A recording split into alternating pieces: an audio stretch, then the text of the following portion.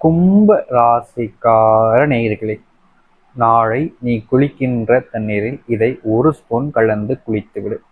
உன்னுடைய தலையெழுத்தானது ஒரே நாளில் மாறிவிடும். இத்தனை காலங்கள், இத்தனை வருஷங்கள், ஒவ்வொரு நாளும் கும்பராசிக்காரர்கள் எக்கச்சக்கமான பிரச்சனைகளை சந்தித்துக் கொண்டுதான் இருக்கிறார்கள். இல்லைன்னு சொல்ல முடியாது. ஒரு சில நன்மைகள், சந்தோஷங்கள் கிடைத்தாலும் இந்த கும்பராசிக்கு எக்கச்சக்கமான பிரச்சனைகள் என்பது நடந்துகிட்டே தான் இருக்கு. முக்கியமா சொல்லணும்னா கும்பராசிக்கு இப்போதுதான் இந்த ஜென்ம சனி நிறைவடையக்கூடிய காலகட்டங்களாக இருக்குது. இந்த காலகட்டங்களில் கும்பராசியினுடைய வாழ்க்கையில முழுமையான மாற்றம் என்பது கிடைக்கும்.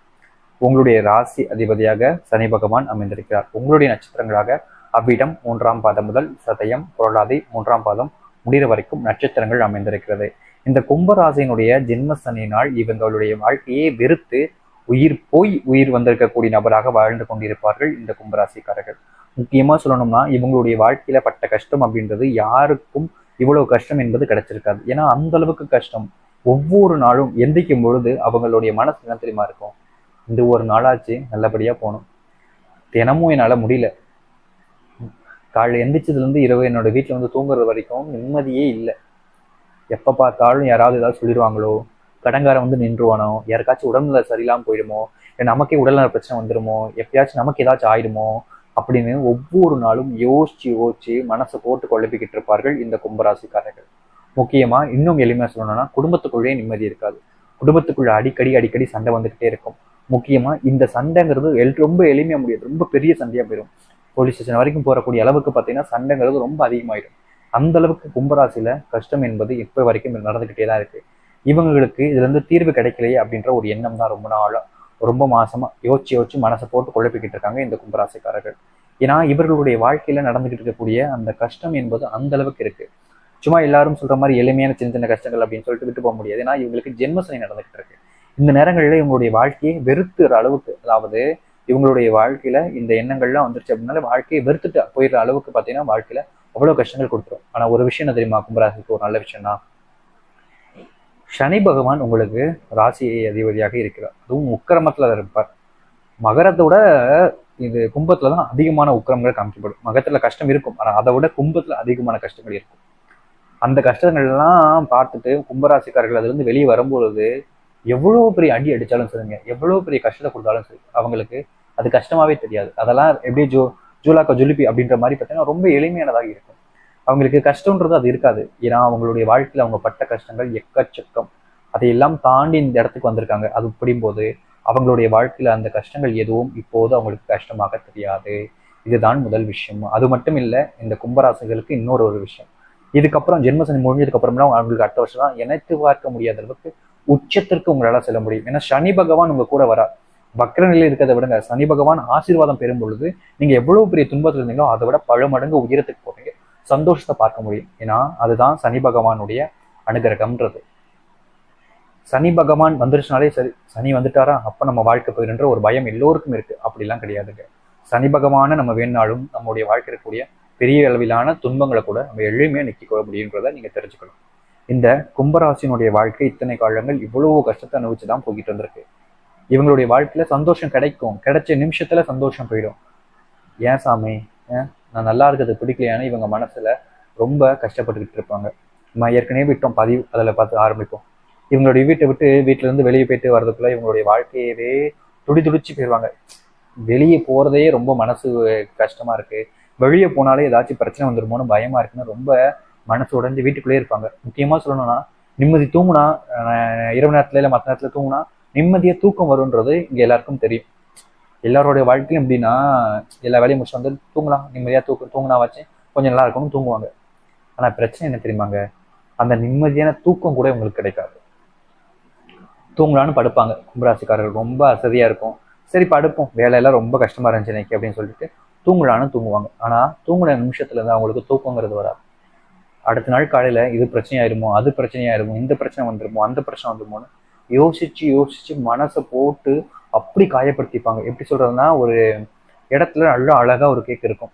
அந்த கேக்குக்கு கொண்டு போயிட்டு நாயிட்ட கொடுத்தாலோ மற்ற உயிரினம் கொடுத்தாலும் அதை நல்லா கொதறி வச்சிடும். அப்படியே பிரண்டி கொதறி வச்சிடும். அந்த மாதிரி இவங்களுடைய மனசு இவங்களை விட்டுச்சு யோசிச்சு கொதறி வச்சிருப்பாங்க.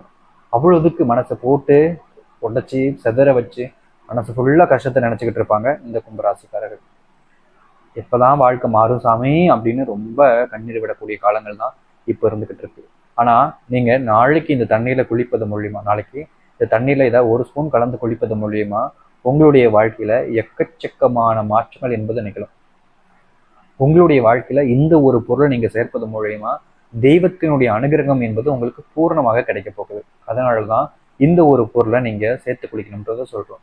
அதுவும் உங்களுடைய வாழ்க்கையில ஜென்மசனியே நடந்தாலும் பரவாயில்லைங்க, இதை நீங்க சேர்த்து குளிச்சாலே போதும். உங்களுடைய வாழ்க்கையில இருக்கக்கூடிய எல்லா துன்பங்களும் நீங்கி இது உங்களுடைய வாழ்க்கையில நன்மைகளை ஏற்படுத்தி கொடுக்கும்.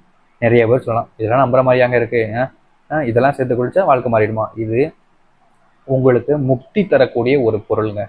முக்கியமா சொல்லணும்னா இது பல்வேறு தெய்வங்களுடைய அனுகிரகம் பெற்றிருக்கக்கூடிய ஒரு பொருள். இந்த ஒரு பொருள் அப்படின்றது உங்களுடைய வீட்டில இருந்து நீங்க சேர்த்துக்கிட்டு குளிக்கும் போது வச்சிங்க அப்படின்ற போது கட்டாயமும் உங்களுடைய வாழ்க்கை தலையிலத்தையே முழுமையாக மாத்திடும்.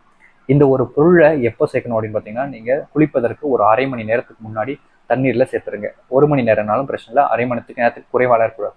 அதிகப்படியான நேரங்கள் தண்ணீர்ல சேர்த்து வைங்க. அதுக்கப்புறமா அந்த தண்ணீர் எடுத்து நீங்க குளிச்சு பாருங்க. உங்களுடைய சாபங்கள்லாம் நீங்கி உங்களுடைய வாழ்க்கையில் இருக்கக்கூடிய தர்தங்கள், பீடைகள், கெட்ட சக்திகள் எல்லாமே நீங்கி உங்களுடைய வாழ்க்கையில நீங்க பட்ட துன்பங்கள் எல்லாமே நீங்கி வரகுன்ற காலங்களில் உங்களுடைய வாழ்க்கை நீங்க ஆசைப்பட்டது போலவே அமையும். இது அந்த அளவுக்கு விசேஷமானதும் சக்தி வாய்ந்ததும் கூட. அப்படிப்பட்ட பொருளாங்க, அப்படி என்னங்க பொருள் இருக்கு அந்த அளவுக்கு சக்தி வாய்ந்த பொருள்னு உங்களுக்கு யோசிக்க தோணுதா? அது வேற ஒன்றும் இல்லைங்க.